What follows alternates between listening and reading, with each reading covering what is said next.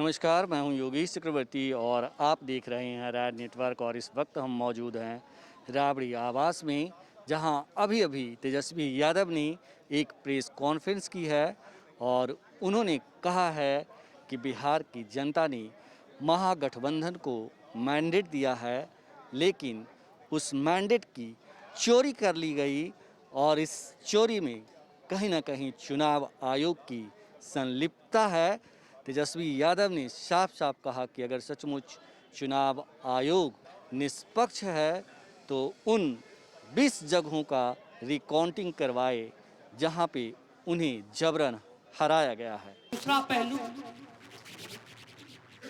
कुछ लोग बड़ा कहेंगे कि हार गए तो लोग रो रहे नहीं। हम लोग रोने वाले लोग नहीं, हम लोग संघर्ष करने वाले लोग, जनता के बीच रहने वाले लोग, सबको साथ लेकर के चलते हैं। जहां भी रहेंगे जनता की आवाज को बुलंदी से उठाते हैं। लेकिन आप सब लोग देखिएगा कि आखिर कहां चोर तोड़ भाग गुना हुआ। तो कुछ सवाल है, हम आपको counting of postal ballot papers की प्रक्रिया बता दें। काउंटिंग पोस्टल बैलेट में एक दिन पहले ही राष्ट्रीय जनता दल के पेज से एक वीडियो जो है एक जारी किया गया था ठीक चुनाव से पहले।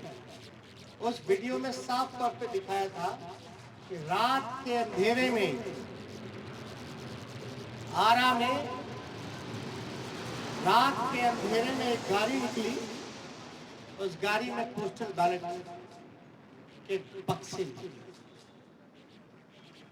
चुनाव आयोग बताए कि रात में कोई भी ट्रांसपोर्टेशन चुनाव के वोट बक्से इधर उधर ले जाया जा सकता, नहीं ले जाएगा।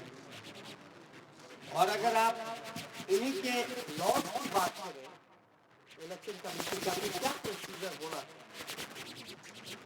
Counting of postal ballot paper 15.15.4 इनका पॉइंट है, उन्हीं का इलेक्शन कमीशन का।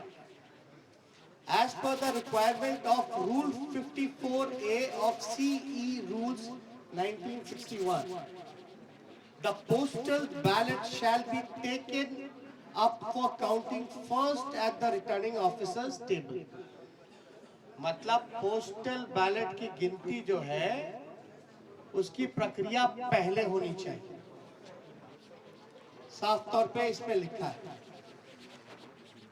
और under the law rule 54A of the conduct of the election rules 1961, the postal ballot papers are to be counted first.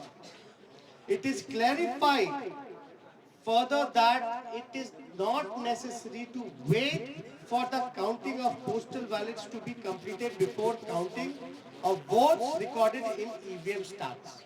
मतलब आपको जरूरी नहीं आप इंतजार कर सकते। आपको प्रक्रिया जो है समांतरण शुरू कर देनी चाहिए। वोटों की, पोस्टल बैलेट की वोटों की गिनती पहले ही शुरू कर देनी चाहिए। ये मेरा नहीं, ये तो चुनाव आयोग का है। After a gap of 30 minutes from the commencement of counting of postal ballot papers, the counting votes of EVM can start. और 30 मिनट के बाद आप ईवीएम की जो प्रक्रिया है वो चालू कर सकते हैं। Counting of postal ballot papers shall be done at returning officers' table. All postal ballot papers received by returning officer should be brought before him her.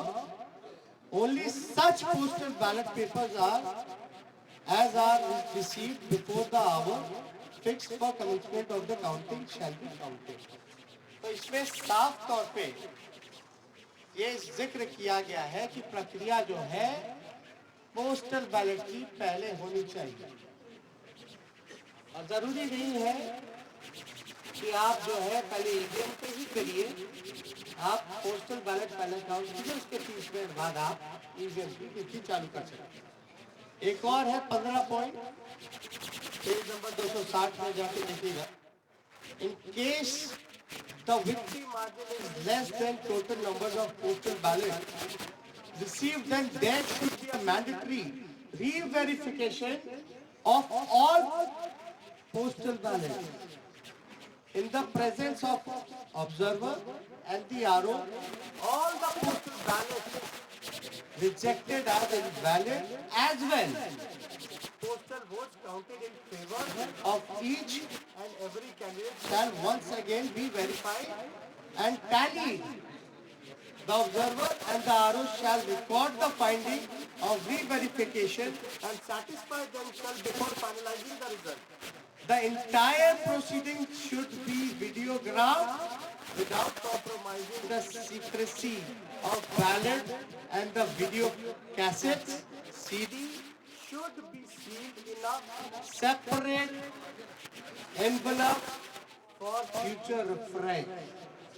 इसमें साफ तौर पे है कि आप चाहे पोस्टल जो इनवैलिड हो या वैलिड हो, आपको ऑब्जर्वर और इन सब के सामने जो है वीडियोग्राफी करा करके इसका सीडी जितना वीडियोग्राफ है, कैसेट्स है, इन सब को सील करके रखा जाए। और ये सील का जो ड्यूरेशन होता है ये बड़ा इंटरेस्टिंग है। चुनाव नतीजे के 40 दिन तक इलेक्शन कमीशन को ये अनुमति है कि वो पोस्टल बैलेट्स को जो है सील रख सकते हैं। आप शिकायत जो होगा आपको सेटिस्फाई करना है। You have to satisfy all the candidates whether if they have doubts, because ये इलेक्शन कमीशन की ड्यूटी। अब एक और इंटरेस्टिंग डेटा आप लोगों को हम बताना चाहेंगे। एनडीए को जो कुल वोट मिला 1,57,728। मैं दोहरा दूं, एनडीए का जो कुल वोट है 1,57,728, जिसका प्रतिशत निकल के आता है ऑल ओवर चुनाव का 37.3। महागठबंधन को वोट जो मिले 1,56,88,458, 1,56,88,458, जो कुल प्रतिशत महागठबंधन का निकल के आता है वो 37.2। हमें मिले 37.2 और एनडीए को मिले 37.3, यानी 1 पॉइंट का अंतर है।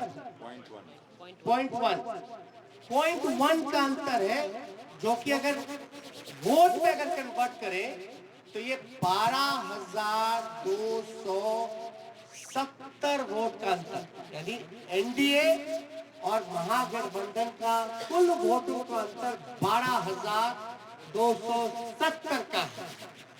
अब 12,000 में वो उनको 15 सीट लीडिंग पे है, आगे है।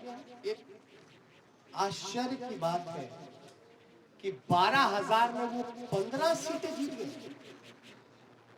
और याद कीजिएगा, अद्भुत आंकड़ा हम आपको और भी देंगे कि पोस्टल बैलेट्स वोट कौन देता है?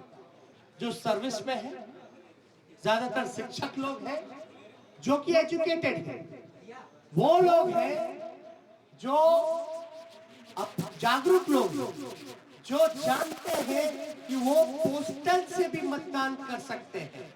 और कई लोग ऐसे होंगे जो कई बार पोस्टल से मतदान किया गया होगा, एनवलप में करते हैं, बैलेट पे करते हैं। यानी जो जागरूक व्यक्ति है वही ये काम कर सकता है। आप एक पोस्टल को आप रिजेक्ट कर देते हैं, एक रिजेक्ट समझ में आता है, 10 रिजेक्ट समझ में आता है, 50 रिजेक्ट समझ में आता है। आप 900 पोस्टल वोट रद्द कर रहे हैं, 700 पोस्टल वोट रद्द कर रहे हैं, 500 पोस्टल वोट रद्द कर रहे हैं।